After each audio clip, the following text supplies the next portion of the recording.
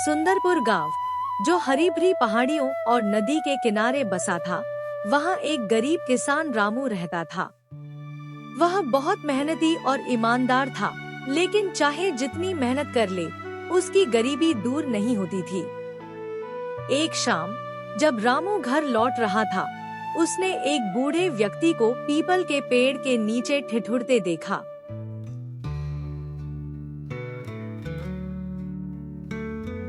बिना सोचे रामू ने उसे अपनी चादर और आखिरी रोटी दे दी। बूढ़े ने मुस्कुराते हुए कहा, तेरी दया ने मेरा हृदय छू लिया। यह ले, ये कोई साधारण बीज नहीं है। इसे ईमानदारी से बो, ये तुझे महान फल देगा। रामू उस सुनहरे बीज को लेकर घर आया, उसे अपने खेत में लगा दिया। अगली सुबह जब उसने देखा तो वहाँ एक विशाल पेड़ उग आया था, जिस पर सोने के फल लटक रहे थे। उसकी पत्नी लीला खुशी से चिल्लाई, हम अमीर हो जाएंगे। लेकिन रामू को संदेह हुआ। यह पेड़ तो जादुई है, कहीं ये किसी और का तो नहीं।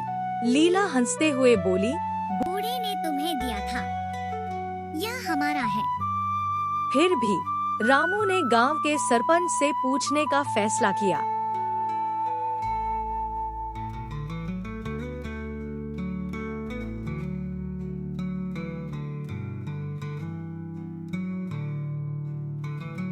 सरपंच ठाकुर धनराज, जो लालची था, ने मौका देखा। यह पेड़ गांव के चौक में लगना चाहिए ताकि सभी को फल मिले। उसने आदेश दिया, मगर असल में वह सारा सोना अपने लिए रखना चाहता था। रामू राजी हो गया, क्योंकि वह न्याय में विश्वास रखता था।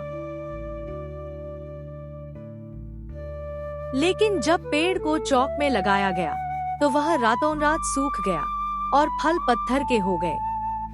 ठाकुर धनराज ने रामू पर झूठा इल्जाम लगाया। तुमने हमें धोखा दिया। वह गरजा। रामू उदास होकर पीपल के पेड़ के पास गया, जहां वह बूढ़ा व्यक्ति उसे मिल गया। रामू ने बूढ़े व्यक्ति से पूछा, पेड़ क्यों सूख गया? बूढ़े ने जवाब दिया, सुनहरा बीज केवल ईमानदारी की जमीन पर ही फलता है। लालच उसकी जड़ों को जहर दे देता है।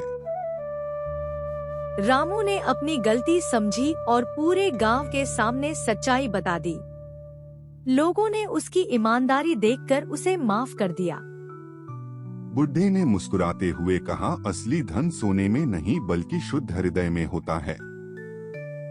तभी अचानक चौक का सूखा पेड़ फिर से हरा भरा हो गया, लेकिन इस बार उस पर मीठे रसीले फल आए, जो पूरे गांव के लिए काफी थे। ठाकुर धनराज को अपने लालच पर शर्म आई और उसने माफी मांगकर सुधरने का वादा किया। उस दिन के बाद सुंदरपुर ने ईमानदारी और दयालुता के बल पर तरक्की की। रामू का परिवार कभी भूखा नहीं रहा और गांव सदियों तक सच्चाई की मिसाल बना रहा।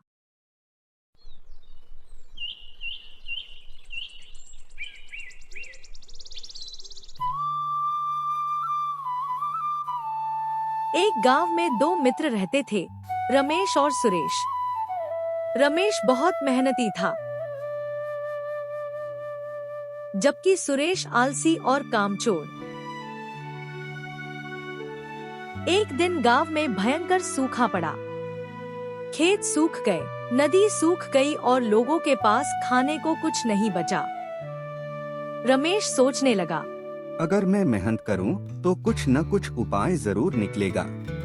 उसने दूर जंगल में एक पहाड़ी से पानी लाने का रास्ता बनाने का फैसला किया।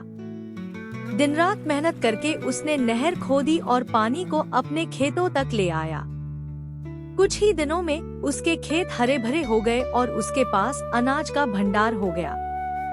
वहीं सुरेश आलस के कारण घर पर ही बैठा रहा और दूसरों से मांगकर खाता रहा। जब उसके पास खाने को कुछ नहीं बचा, तो वह सोचने लगा, क्यों ना मैं अपने दोस्त रमेश के पास जाऊं, उससे कुछ खाने के लिए कुछ मांग लूं।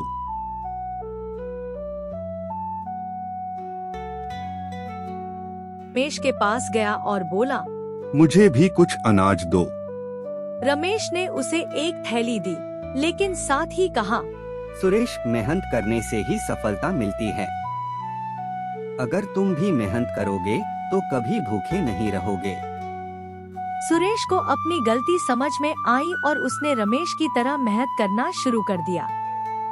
कुछ समय बाद वह भी समृद्ध हो गया।